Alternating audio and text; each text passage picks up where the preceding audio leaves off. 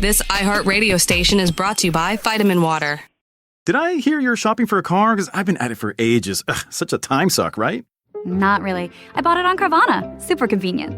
Oh, then comes all the financing, research. Am I right? Well, you can, but I got pre-qualified for a Carvana auto loan in like 2 minutes. Yeah, but then all the number crunching and terms, right? Nope. I saw real numbers as I shopped, found my dream car, and got it in a couple of days. Wait, like you already have it? Yep. Oh. Go to Carvana.com to finance your car the convenient way.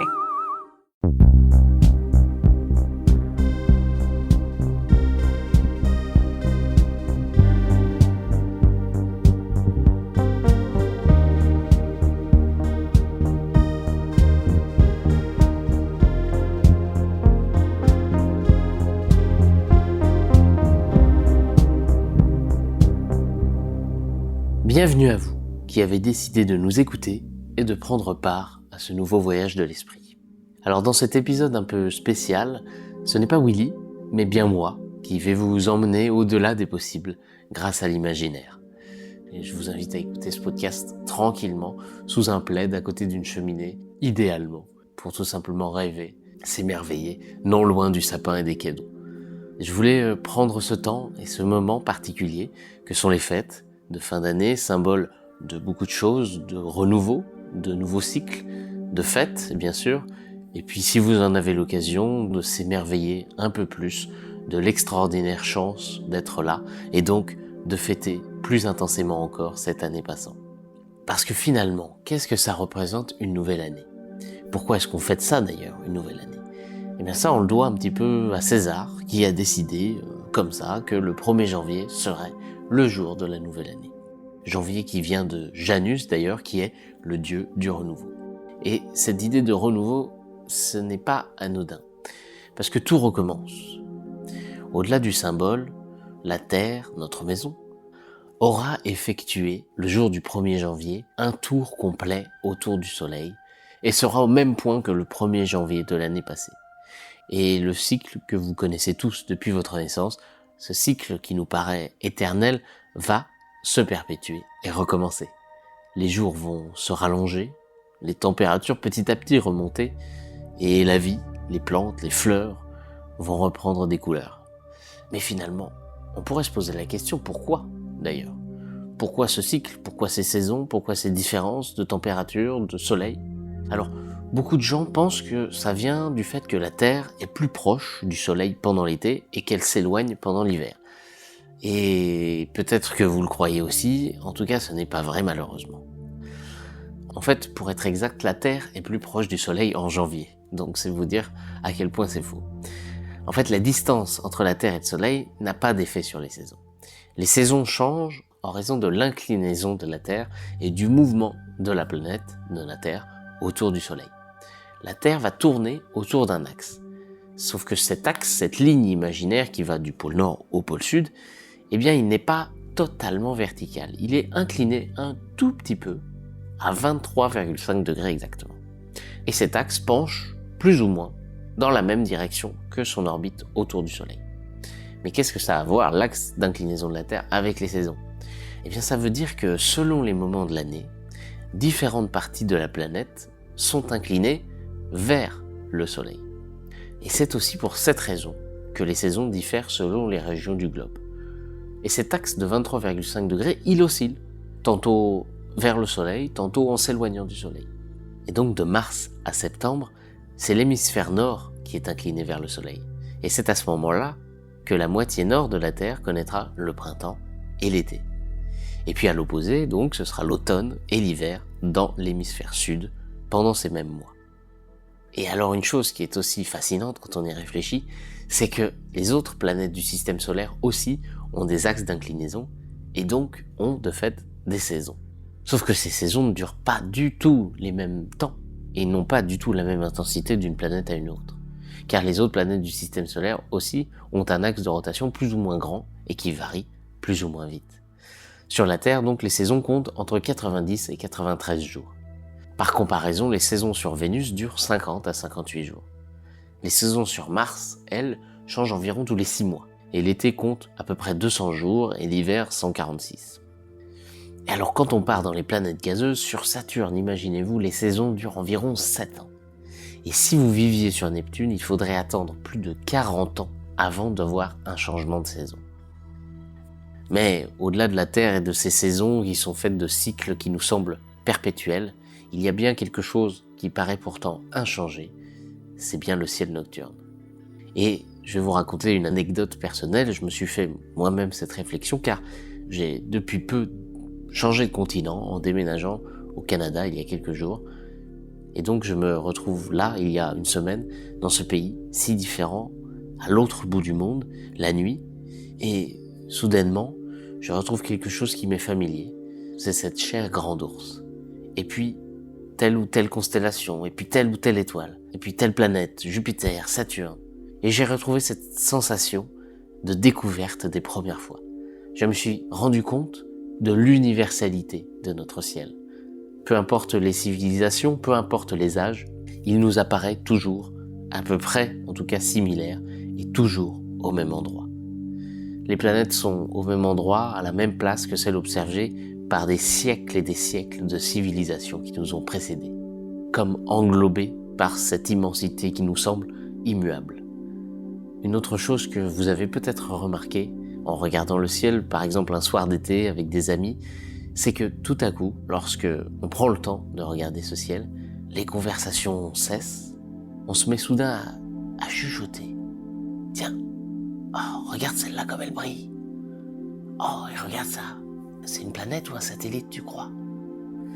Et alors, je me suis posé la question, et ce n'est pas que pour ne pas réveiller les voisins, vous ferez l'expérience, même en pleine campagne, où il n'y a personne à la ronde, et bien lorsque les gens se mettent à parler du ciel ou à le contempler, doucement, les voix se font de plus en plus ténues, presque chuchotées, comme dans une église, comme ébahis, impressionnés par le poids de cette demi-sphère qui nous enveloppe, et de fait avec le poids de cette interrogation qui naît et qui nous confronte à notre peur sans doute la plus profonde, qu'est-ce qu'on fait là? Quelque chose d'amusant à faire, si vous avez l'occasion, et que le ciel le permet bien sûr, en cette période, même s'il fait un peu froid, je vous invite à le faire, prenez un stylo et pointez-le en tendant votre bras vers une région du ciel, n'importe laquelle, et même s'il n'y a pas d'étoiles. Et bien dans cette portion du ciel occultée par la pointe de votre stylo, il y a 35 000 étoiles, rien que dans notre galaxie. Ça donne le tournis. Mais même si ce ciel nous semble immuable, inchangé, perpétuel, eh bien cette sphère des fixes, comme on l'appelle, on en avait déjà parlé, finira par bouger à l'échelle des temps cosmiques sur des millions d'années.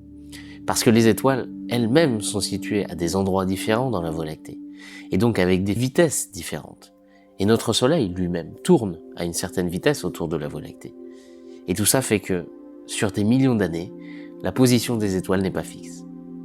Vous l'aurez compris donc, bien que certaines choses nous paraissent immuables, perpétuelles, eh bien, finalement, tout est éphémère.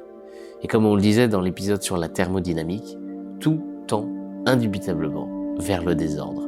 Et nous ne sommes finalement qu'à un instant donné, un battement de cils sur l'échelle des temps du sillage de l'univers. Alors, c'est le moment peut-être d'être un peu plus indulgent avec soi-même, et dites-vous que, eh bien, si vous ne tenez pas vos bonnes résolutions pour l'année prochaine, que vous avez peut-être un peu pris du poids pendant les fêtes, à l'échelle cosmique, ne vous inquiétez pas, c'est vraiment pas grand-chose. Vous pouvez peut-être souffler un petit peu. Mais, alors là, vous pourriez vous dire, bon, il nous dit ça, c'est un petit peu déprimant quand même, de se dire qu'on est éphémère, qu'on n'est rien du tout, qu'on est minuscule. Non, au contraire, c'est l'occasion de fêter cette singularité, cette chance que nous avons parmi tout ce chaos cosmique, d'être là, suffisamment développé et d'avoir la conscience de se rendre compte de cette chance. Et par la même occasion, se dire que nous sommes les seuls représentants jusqu'à l'heure actuelle de la vie dans l'univers et que donc il faudrait peut-être, eh bien, la protéger. Et qu'il y a bien quelques projets titanesques de quelques grands entrepreneurs pour coloniser Mars, tout ça, vous en avez entendu parler. C'est des très beaux projets, mais malheureusement, je vais peut-être briser un peu de vos espoirs, mais cela ne concerne que quelques milliers de personnes. Et pour vivre dans quelles conditions? Eh bien, à travers des combinaisons, dans des bunkers spatiaux, à l'abri des radiations. Alors imaginez-vous, vous avez sans doute eu du mal à rester confiné 2 mois chez vous, Alors imaginez là-bas où ce genre de vie serait finalement le quotidien. Et puis quant à l'idée de terraformer tout ça, Mars pour créer une atmosphère, recréer des océans, etc. Bon alors là on est sur du fantasme. Alors je ne dis pas que ce n'est pas bien d'y aller, de vouloir y aller sur un plan scientifique. Mais malheureusement une planète qui permette de nous accueillir aussi bien, avec des températures aussi clémentes, avec de l'eau, avec un bouclier magnétique qui nous protège, eh bien il n'y en a qu'une, et la plus simple, c'est le vaisseau Terre, tout simplement. Tiens, d'ailleurs, c'est encore un autre mot, le vaisseau Terre. Oui, car la Terre, c'est un gros vaisseau spatial. Et comme tout vaisseau spatial, il est en mouvement. Sans que vous vous en aperceviez, la Terre tourne autour d'elle-même à une vitesse de 1600 km/h. C'est déjà pas mal. Mais ne nous arrêtons pas là. La Terre tourne également autour du Soleil, vous le savez, à une vitesse de 107 km/h. Mais ça encore, c'est rien du tout. Parce que notre système solaire tout entier tourne autour du centre de notre Voie lactée. Le Soleil et donc tout le système solaire tourne à une vitesse hallucinante autour de la Voie lactée à 650 000 km/h. Mais c'est pas encore fini. Parce qu'au-delà, les galaxies entre elles bougent et s'influencent mutuellement dans un amas local dont nous faisons partie qui s'appelle tout simplement le Grand Amas Local. Et notre galaxie, eh bien elle fonce actuellement vers une autre galaxie que vous connaissez qui s'appelle la galaxie d'Andromède et avec laquelle nous fusionnerons dans 4 milliards d'années. Et elle fonce à une vitesse hallucinante de 2,3 millions de km/h, c'est-à-dire 630 km par seconde. Donc sans même bouger de votre fauteuil, et bien qu'il soit difficile de voyager sur Terre en ce moment, eh bien vous pouvez avoir la consolation de vous dire que le vaisseau Terre, et vous-même, de fait, voyagez à travers l'espace à une vitesse de 630 km par seconde. C'est pas mal, non? Alors du coup, cette année, plutôt que de vous dire que c'est le nouvel an, dites-vous que nous sommes là où la Terre se trouvait dans la galaxie il y a 200 millions d'années, soit avant même l'apparition des dinosaures. Une autre anecdote intéressante d'ailleurs, en parlant des dinosaures, c'est que pour beaucoup d'espèces comme le stégosaure, qui est apparu il y a 155 millions d'années, les iguanodons ou les gigantosaures qui ont émergé entre 150 et 100 millions d'années, eh bien cette date de 100 à 150 millions d'années, c'est à peu près la moitié du temps qu'il faut au système solaire pour faire un tour complet de la galaxie. Donc on peut dire finalement que les dinosaures sont apparus et ont évolué à l'autre bout de la galaxie. Et c'est grâce à ce genre d'analogie que nous nous rendons compte à quel point nous ne sommes qu'un battement de cils, comme je l'ai dit, à l'échelle des temps cosmiques. Et que de chemin parcouru, parce que il y a seulement 100 ans, 150 ans, eh bien nous ne savions même pas que d'autres galaxies existaient. Pour nous, l'univers s'arrêtait à la Voie lactée. Et la théorie de la relativité, de la physique quantique, tout ça n'en était qu'à leur début. Mais même déjà avant ça, les questions qui nous passionnent encore existaient déjà. Je voudrais vous citer Camille Flammarion, qui se posait déjà ces grandes questions qui nous habitent encore aujourd'hui dans son livre qui s'appelle « Habitabilité des mondes », écrit au XIXe siècle et qui dit « Ah, si notre vue était assez perçante pour découvrir là où nous ne voyons que des points brillants sur un fond noir du ciel, les soleils resplendissants qui gravitent dans l'étendue et les mondes habités qui les suivent dans leur cours. S'il nous était donné d'embrasser sous un coup d'œil général ces myriades de systèmes solaires, et si, nous avançant à la vitesse de la lumière, nous traversions pendant des siècles ces nombres limités de soleils et de sphères, sans jamais rencontrer nul terme à cette immensité prodigieuse où Dieu fit germer les mondes et les êtres, retournant notre regard en arrière, mais ne sachant plus vers quel point de l'infini retrouver ce grain de poussière que l'on nomme la Terre. Nous nous arrêterions fascinés et confondus par un tel spectacle. Et unissant notre voix au concert de la nature universelle, nous dirions du fond de notre âme, Dieu puissant, que nous étions insensés de croire qu'il n'y avait rien au-delà de la Terre, et que notre séjour avait seul le privilège de refléter ta grandeur et ta puissance. Voilà ce que disait Camille Flammarion et se posait déjà ces questions des possibles mondes habités et habitables. Mais ces questions que nous nous posons encore, eh bien, peut-être que bientôt, nous aurons certainement même des éléments de réponse supplémentaires. Car face à ces interrogations du fond des âges, la NASA, l'Agence spatiale canadienne et puis l'ESA va envoyer le plus grand télescope spatial jamais déployé, le James Webb Telescope, qui devrait partir ou qui est peut-être déjà parti depuis 1 ou 2 jours selon la date de diffusion du podcast. Il partira, ou il est parti en tout cas, de la base de Kourou en Guyane à bord d'une fusée française reconnue pour sa fiabilité. Et pour vous donner une idée de sa taille, c'est facile, c'est celle d'un terrain de tennis. Alors bien sûr, il ne part pas déployé, il est plié à la manière d'un origami et puis il se déploiera dans l'espace petit à petit. Mais même comme ça, il mesure et pèse environ la taille et le poids d'un bus scolaire. Alors ce qu'il y a d'intéressant avec ce télescope, c'est qu'il n'orbitera pas, comme vous l'imaginez, un petit peu autour d'une autre planète, comme les satellites le font. Il ira se positionner à un point très précis, à 1,5 million de kilomètres, soit quand même 4 fois la distance Terre-Lune, sur un point qu'on appelle le point de Lagrange L2. Alors ces points sont assez magiques. Parce que si vous prenez 2 corps qui orbitent l'un autour de l'autre, comme c'est le cas de la Terre et du Soleil, eh bien vous en aurez toujours 5. Et ces points sont un peu complexes, mais simplement, ces points sont des points d'équilibre, où les forces centrifuges et les forces gravitationnelles des 2 astres s'annulent, s'équilibrent. Et donc si on met un corps ici, sur un de ces points, il va se mettre en résonance et va se mettre à suivre naturellement l'orbite de l'astre sans avoir besoin de carburant ou de corriger sa trajectoire. Et donc le télescope Webb se mettra à ce point de Lagrange L2 et va suivre tout simplement le mouvement de la Terre sans qu'aucune aide ne lui soit nécessaire. Alors le télescope James Webb, qu'est-ce qu'il va faire? Il va capter la lumière infrarouge, imperceptible par l'œil humain, pour permettre d'étudier toutes les phases de l'histoire du cosmos. Comme vous le savez, plus on peut voir loin, plus on peut remonter dans le temps, parce que si on regarde un objet qui se situe par exemple à 1000 années-lumière, eh bien ce n'est pas l'astre en direct que nous observons, mais son image, 1000 ans en arrière, le temps que sa lumière nous parvienne. Eh bien Webb, telle une machine à remonter le temps, pourra scruter le passé, pour y observer les anciennes lueurs de l'aube de l'univers, précédant même la période explorée par le télescope actuel qui s'appelle Hubble.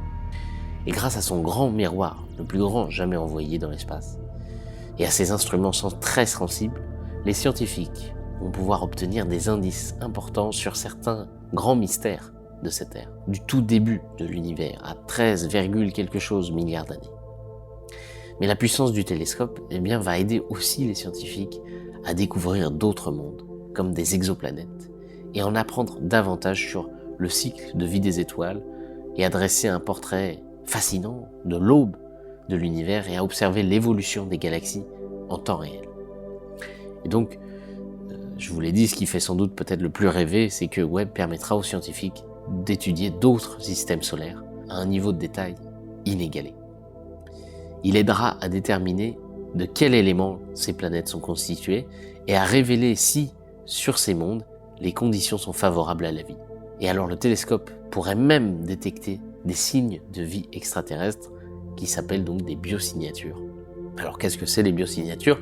C'est tout simplement que le télescope va être capable d'analyser la composition de l'atmosphère de ces planètes. Si loin, ces planètes situées à pourtant des dizaines, des milliers d'années-lumière, eh bien ce télescope sera capable d'en analyser la composition de leur atmosphère. Et du coup, s'il trouve certains gaz comme l'ozone, l'oxygène, le méthane, dans des proportions très spécifiques, eh bien elles ne peuvent être expliquées que par la présence de vie. Et donc, en déduction, on pourra annoncer que la vie s'est développée sur une autre planète sans pour autant l'avoir vue.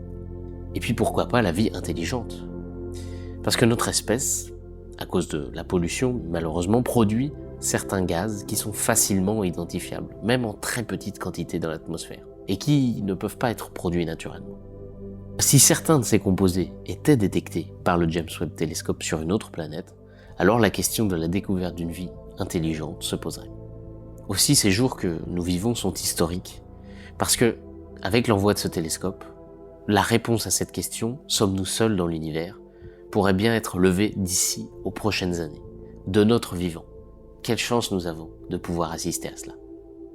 La question de l'apparition de la vie, c'était une question qu'avait abordée Willy dans le dernier épisode, rappelez-vous, où il concluait en nous expliquant un principe nommé le principe anthropique fort, qui nous dit que les constantes fondamentales de l'univers ont une valeur si précise et si parfaite pour l'émergence de la vie que cela ne peut être du hasard. Si vous changez une de ces valeurs, même de l'ordre du 0,000 après la virgule, eh bien les étoiles, les galaxies, et donc la vie, auraient été impossibles. Alors bien sûr, de nombreux scientifiques tentent de trouver des explications à ça. Et il y en a une, bien sûr très spéculative, avec beaucoup de peut-être, et c'est cette théorie que je trouve assez amusante et que je vais vous raconter. Cette théorie, c'est la théorie de la sélection naturelle cosmologique. L'idée, c'est de se dire, il existe une théorie, encore une fois, non démontrée aujourd'hui, qui dit qu'à l'intérieur d'un trou noir se créerait un nouvel univers. La naissance d'un trou noir dans notre galaxie serait donc le Big Bang dans ce nouvel univers. On serait de fait dans un multivers en forme de grappe de raisin, où chaque trou noir va engendrer un nouvel univers. L'hypothèse, c'est que lors de la création de ce trou noir et donc de ce nouvel univers, hop, nos constantes physiques changeraient un tout petit peu, aléatoirement, comme ça, à cause des conditions extrêmes à l'intérieur de ces trous noirs. Le nouvel univers démarrerait ainsi sa vie avec des constantes de départ qui sont différentes des nôtres. Et donc, si ces constantes sont mauvaises, entre guillemets, et ne permettent pas de créer des trous noirs, alors le nouvel univers n'engendrera pas à son tour de trous noirs. Et donc sa lignée s'arrêtera là. Et vous comprenez l'idée d'évolution, c'est un peu comme une sorte d'arbre généalogique et de sélection naturelle cosmique. Les univers où tout va bien, les constantes sont les bonnes et permettent l'apparition de trous noirs, vont être capables de, à leur tour, créer des trous noirs et donc créer de nouveaux univers et donc de transmettre leur valeur de ces constantes à leur descendance, entre guillemets, leur univers enfant. Et les mauvais univers, ceux qui n'ont pas eu les bonnes constantes, sont stériles et donc ils ne pourront pas créer à leur tour de nouveaux univers avec ces mêmes constantes qui sont mauvaises. Et donc génération après génération, les constantes vont s'affiner pour arriver à un univers qui va être parfaitement calibré avec les constantes idéales. Mais alors là, vous allez me dire quel rapport avec la vie ? Eh bien, les conditions d'apparition des trous noirs, finalement, sont étroitement liées à celles de l'apparition de la vie. Parce que qui dit trou noir, dit étoile. Certaines étoiles, catégories d'étoiles vont exploser et s'effondrer sur elles-mêmes pour créer des trous noirs lorsqu'elles arrivent en fin de vie. Et donc, qui dit étoile, dit aussi planète. Et donc peut-être la vie. Voilà qui finit de normalement vous étourdir un petit peu, parce que face à cette immensité de questions et de possibilités infinies. Alors déjà, je viens de vous apprendre que vous voyagez à 2 millions de km/h, en fonçant droit vers une autre galaxie dans laquelle on va rentrer dedans, et maintenant je vous dis que nous sommes peut-être un univers parmi d'autres univers issus de la sélection naturelle des trous noirs. Alors là, je pense que ça fait déjà pas mal d'informations et je pense que je vais vous laisser un peu de temps pour digérer tout ça. Mais avant, j'aimerais terminer ce podcast sur une citation assez célèbre d'un vulgarisateur tout aussi célèbre qui s'appelle Carl Sagan et qui a écrit un texte qui accompagnait une photo de la sonde Voyager. Je vous invite à aller la voir d'ailleurs sur internet. C'est une photo que la sonde a prise de la Terre depuis les confins du système solaire. Et donc sur cette photo, la Terre nous apparaît comme un tout petit point bleu au milieu de l'espace. Et donc c'est une assez belle leçon d'humilité, et voici ce qu'il dit. Regardez encore ce petit point bleu. C'est ici, c'est notre foyer, c'est nous. Sur lui se trouvent tous ceux que vous aimez, tous ceux que vous connaissez, tous ceux dont vous avez jamais entendu parler, tous les êtres humains qui aient jamais vécu. Toute la somme de nos joies, de nos souffrances, des milliers de religions aux convictions assurées, d'idéologies aux doctrines économiques, tous les chasseurs et cueilleurs, tous les héros ou tous les lâches, tous les créateurs ou les destructeurs de civilisations, tous les rois et tous les paysans, tous les jeunes couples d'amoureux, tous les pères et mères, tous les enfants pleins d'espoir, les inventeurs et les explorateurs, tous les professeurs de morale, tous les politiciens corrompus, toutes les superstars, tous les guides suprêmes, tous les saints et pécheurs de l'histoire de notre espèce ont vécu ici, sur ce grain de poussière suspendu dans un rayon de soleil. La Terre est une toute petite scène dans une vaste arène cosmique. Songez au fleuve de sang déversé par tous ces généraux et ces empereurs, afin de nimber de triomphe et de gloire, ils puissent devenir les maîtres temporaires d'une fraction de ce point. Songez aux cruautés sans fin imposées par les habitants d'un recoin de ce pixel sur d'indistincts habitants d'un autre recoin de ce pixel. Comme ils peinent à s'entendre, comme ils sont prompts à s'entretuer, comme leur haine se fermente, nos postures, notre propre importance imaginée, l'illusion que nous avons quelques positions privilégiées dans l'univers sont mises en question par cette image de ce point de lumière pâle. Notre planète n'est qu'une infime tache solitaire enveloppée par la grande nuit cosmique. Dans notre obscurité, dans toute cette immensité, il n'y a aucun signe qu'une aide viendra d'ailleurs pour nous sauver de nous-mêmes. La Terre est jusqu'à présent le seul monde connu à abriter la vie. Il n'y a nulle part ailleurs, au moins dans un futur proche, vers où notre espèce pourrait migrer. Visiter, oui. S'installer, pas encore. Que vous le vouliez ou non, pour le moment, c'est sur la Terre que nous prenons position. On a dit que l'astronomie incite à l'humilité et fortifie le caractère. Il n'y a peut-être pas de meilleure démonstration de la folie des idées humaines que cette lointaine image de notre monde minuscule.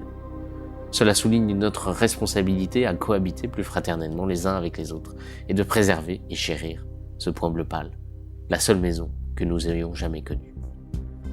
Voilà, c'est donc sur ces questionnements, sur j'espère ces nouvelles perspectives, de nouvelles façons de voir le monde, que je vous invite à passer de bonnes fêtes et je vous dis donc à l'année prochaine pour de nouveaux épisodes de Poussière d'étoiles.